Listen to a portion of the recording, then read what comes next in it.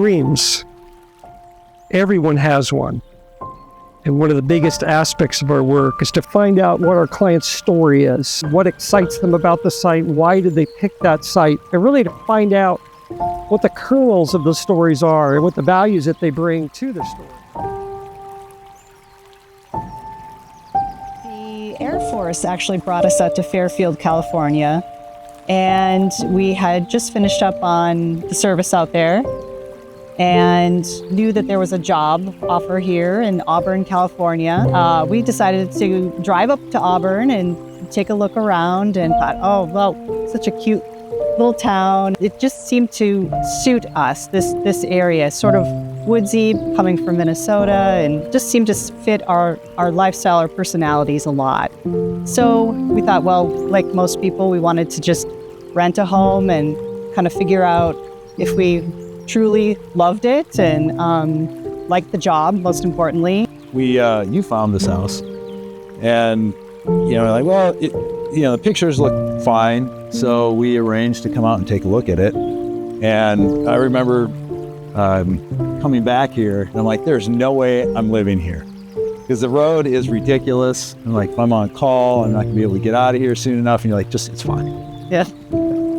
But then you came over that hill on Chaparral Lane, and we both were just, jaws dropped.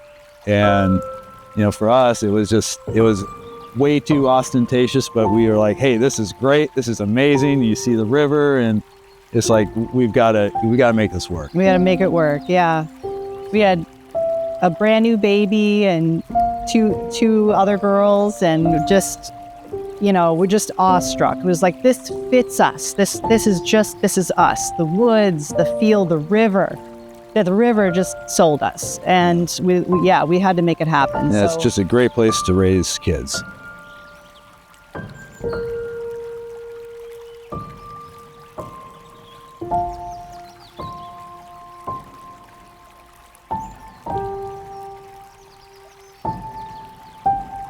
And so tell us about some things about this site that you really fell in love with. For me, it's the river. Yes, it's the river. It speaks to you. It draws you in.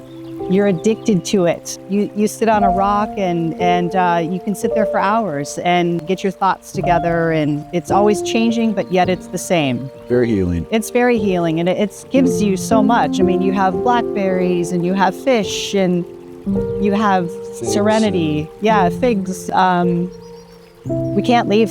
We can't leave. It's forever ingrained in us. You have a very unique and special story. And when I found out about it, it actually made me tear up. I was very impacted by it. And I'd like to show you something that describes your story and have you take a look at it. Well, I want to bring this over and I want to show you this video and have you guys play that. Watch it for a minute. When you're done, after you watch it, just reflect on us what happened and tell us your story.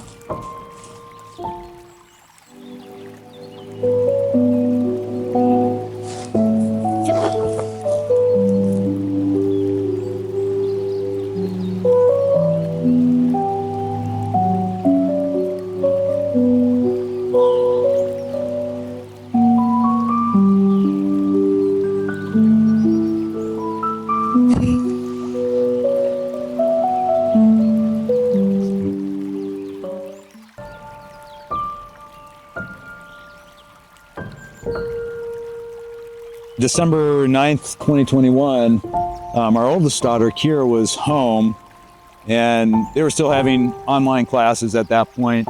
She was taking a video during one of her classes, making fun of her professor, and she was dancing.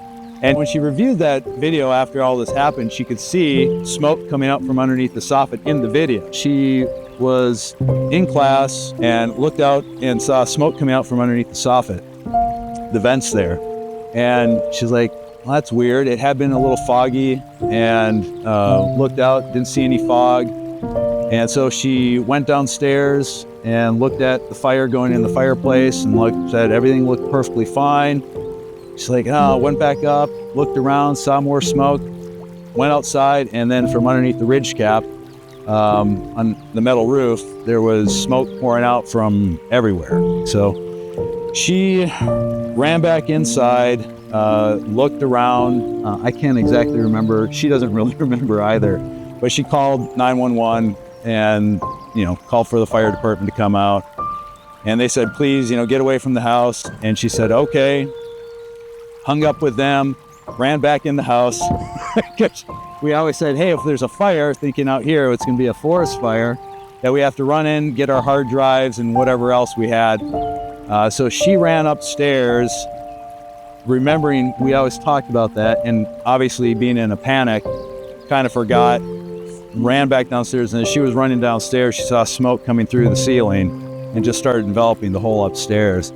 So she ran back downstairs, got the dogs out, and then went out by one of the wood sheds that we had, and called the fire department again because she felt like it'd been forever. And they said, no, they're on their way. And she heard the sirens coming. It was around 2, 3 in the afternoon that they came out, and we had about 9 different precincts out here, water trucks, and the firefighters were just like, we cannot get this thing out. The house was very well built, and they were there. They fought it until, I would say, 10 o'clock at night. And that's what happened. We had a house fire, and it destroyed the whole house.